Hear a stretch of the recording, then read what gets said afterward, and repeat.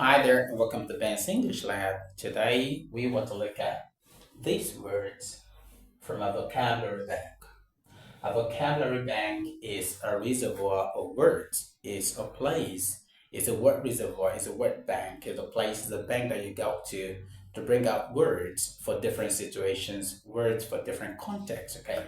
And of course, you know that for you to improve your communicative skills, whether spoken or written, it's important to learn new words. So that's why we're looking at these words, the meanings, and then we use each of these words in a sentence, okay? Just for better understanding. So let's get to it.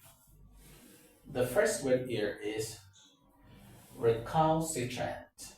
Of course, the pronunciation is recalcitrant. Recalcitrant. What does the word recalcitrant mean? Recalcitrant simply means uncooperative. Uncooperative or refusing to obey.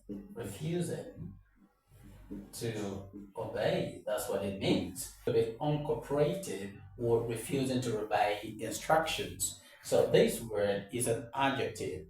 Uncooperative. So if you have a staff who is unwilling to obey instructions, who is very rigid at obeying instructions, you say, oh, that individual is recalcitrant. Remember, it is recall, not recall.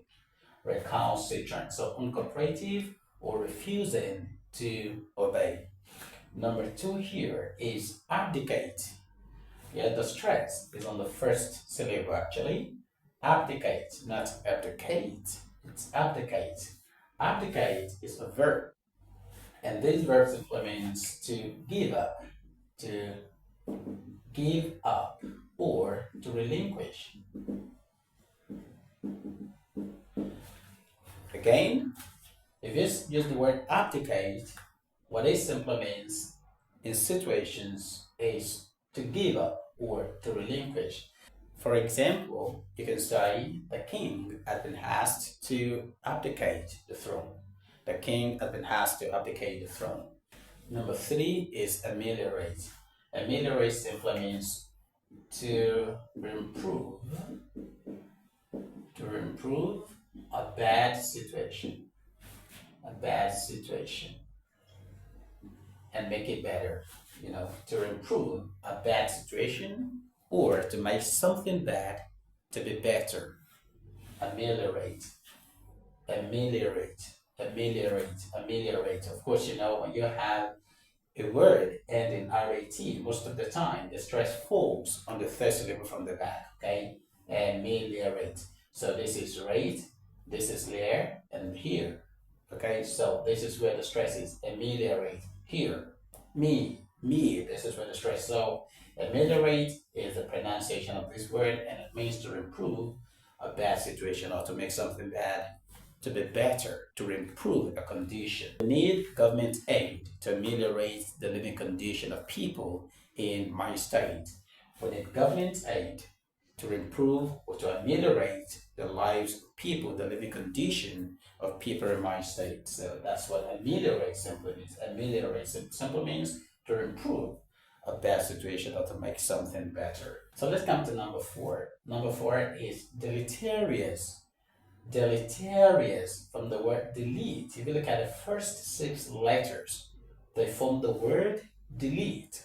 So delete, and then you have altogether deleterious. Deleterious. This word simply means harmful. Harmful. Okay. For example, drinking from that polluted water is deleterious to our health. Drinking from that polluted water is deleterious to our health. That is, drinking from that water is harmful to our health. Or you can say, drinking from that water, the polluted water, has a deleterious effect to us, has a deleterious effect on our health. Deleterious simply means harmful. And number five, we have this is T-R. So intransigent. Intransigent What does this word mean? Intransigent. Being intransigent is a little close to being recalcitrant. Intransigent is close to being recalcitrant, but they are different. Okay. Intransigent simply means stubborn, or something close to being obstinate. So the major difference between being intransigent and being recalcitrant is in the fact that being recalcitrant means to be uncooperative, just having the nature of not cooperating with a group or not conforming to a norm. Okay, so just being unnecessarily rigid.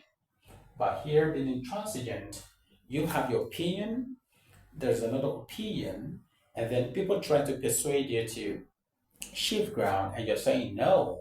You're being obstinate, being stubborn, being unyielding, not wanting to change. That is very difficult to be persuaded. Yes, when you're being difficult to be persuaded, you say you're intransigent. This intentional example would be, I tried persuading him, but he remained intransigent.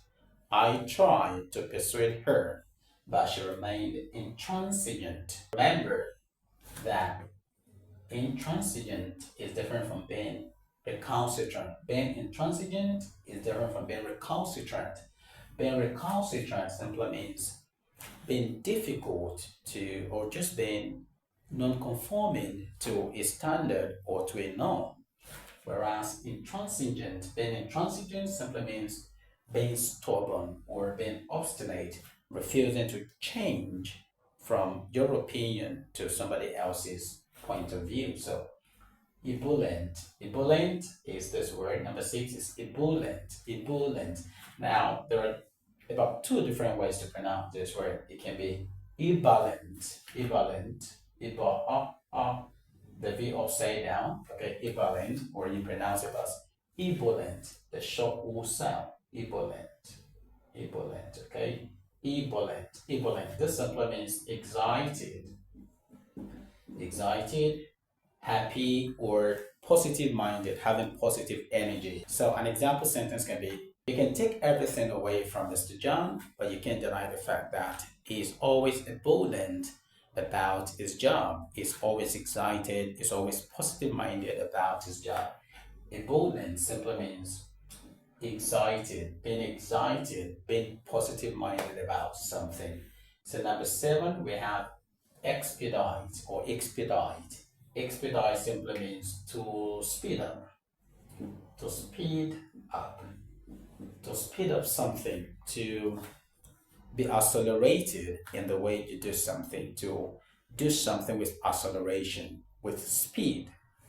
All right, for example, you want to do something for a task is supposed to last for 2 days. If you do it expeditedly, if you're expedited about it, if you do it expeditedly, that task will last for 24 hours as against 2 days, as against 48 hours. So expedite simply means to speed up, to increase the pace at which you do something. So an example sentence with expedite in it can be something like, you may be with us on the trip tomorrow if you expedite things and finish up this task tonight.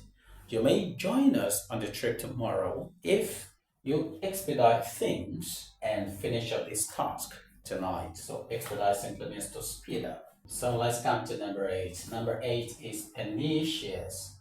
Pernicious means dangerous, okay? It's an adjective also, just like deleterious. Being deleterious and being pernicious are very close. They are synonyms, okay? Dangerous is what this means. So an example sentence with pernicious can be, that young man appears pernicious, or this is a pernicious attempt. A pernicious attempt, a dangerous attempt. Drinking from the polluted water is pernicious to our health. Penultimately, number nine, we have loquacious. Here, loquacious. Loquacious simply means talkative, is an adjective. Talkative. So words most of the time that end in IOUS are adjective, but not all the time. So being loquacious means to be talkative. This word is an adjective and not a noun. So he cannot be a talkative, but he can be a talkative person. This word is adjective. It describes an individual, okay? She is talkative. She is a talkative individual, so but she's not a talkative. So being loquacious means to be talkative.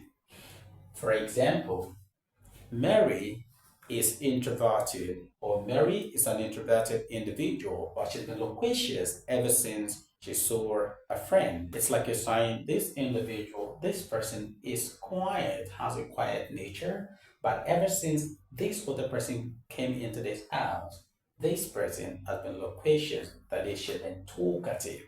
She's been a talkative individual. Loquacious simply means being talkative, to be talkative,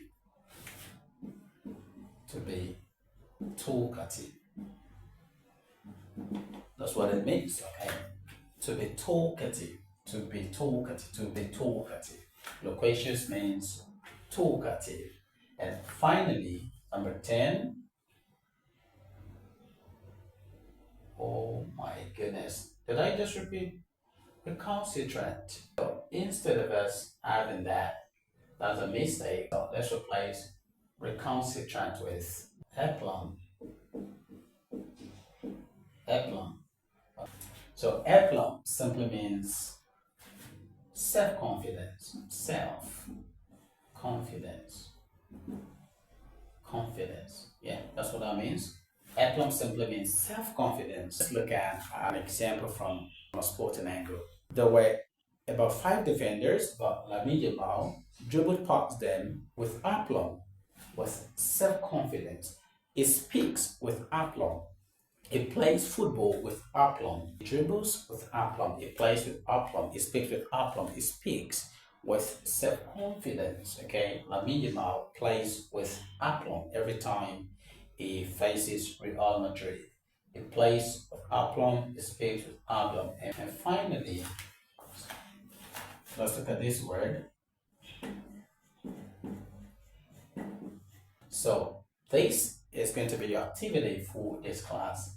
First, you look at the meaning, and then you look at the pronunciation, and finally, you use this word in sentence. Remember, this vocabulary bank. A vocabulary bank is a word reservoir, is a reservoir of words where you pick words that you use for different contexts. Thanks for watching.